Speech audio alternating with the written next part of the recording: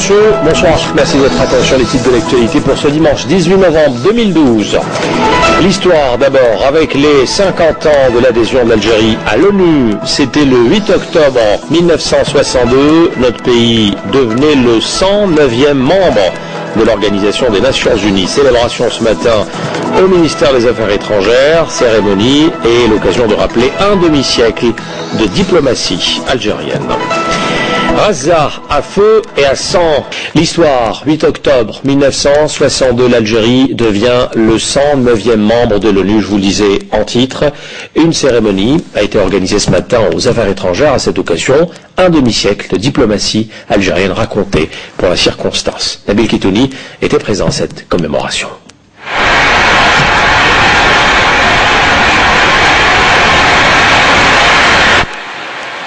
« 8 octobre 1962, l'Algérie devient le 109e membre de l'ONU. 50 années d'adhésion célébrées ce dimanche à Alger. Au cours de cette même cérémonie, un hommage a été rendu à ceux qui ont œuvré, avant et après l'indépendance, à faire entendre haut et fort la voix de l'Algérie. Une voix qui continue de résonner, soulignant au passage la place importante de l'Algérie dans le concert des nations. L'Algérie est un partenaire fiable des Nations Unies. Depuis son accession, elle a œuvré à l'établissement de relations confiantes et privilégiées, qu'il s'agisse de la préservation de la paix et de la sécurité internationale, de la coopération et de l'assistance aux pays en développement pour les aider à rattraper leur retard. Outre les principes fondamentaux de la politique de l'Algérie énumérés par le chef de la diplomatie algérienne, notamment le soutien des peuples qui luttent pour leur autodétermination, l'attachement privilégié de l'Algérie au dialogue a été réitéré par Medelsi.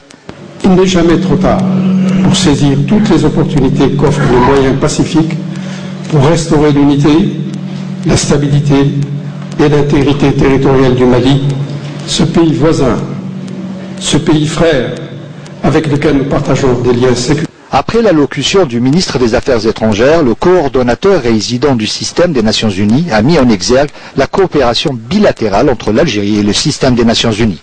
Une coopération prometteuse et des acquis indéniables. À la suite de ces interventions, la diffusion du discours d'accession de l'Algérie à l'ONU prononcé par le défunt président Ahmed Ben Bella, ainsi qu'un film documentaire sur les 50 années de présence de l'ONU en Algérie ont été projetés. Images et sons sur les hauts faits de l'Algérie sur le plan régional et sur le plan international. Également au menu de ce programme, une exposition de photos commémoratives sur ces 50 années de coopération de l'Algérie avec l'ONU. Une coopération ô combien prolifique.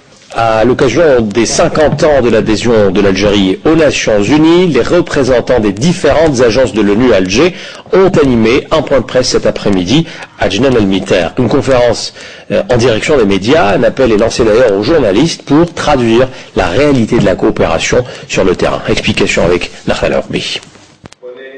Son rôle de gouvernement mondial devant préserver la paix dans le monde aurait finalement conféré à l'Organisation des Nations Unies un rôle éminemment politique.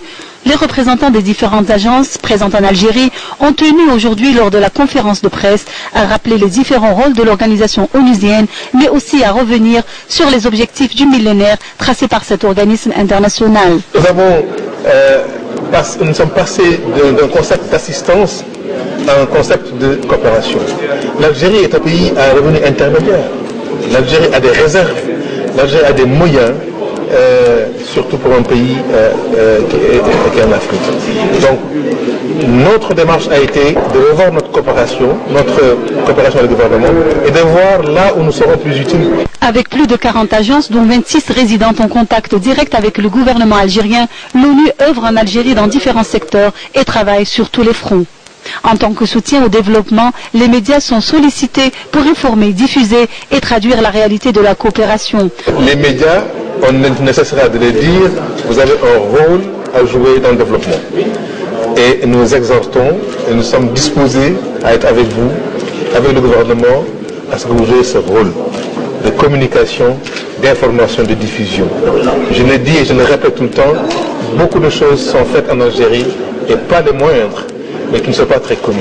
Rendre compte en somme des actions in situ et sur le terrain des représentants des différentes agences de l'ONU, notamment concernant le nouveau cadre de coopération stratégique entre les Nations Unies et l'Algérie. L'Algérie, son 9e État à avoir rejoint l'ONU le 8 octobre 1962.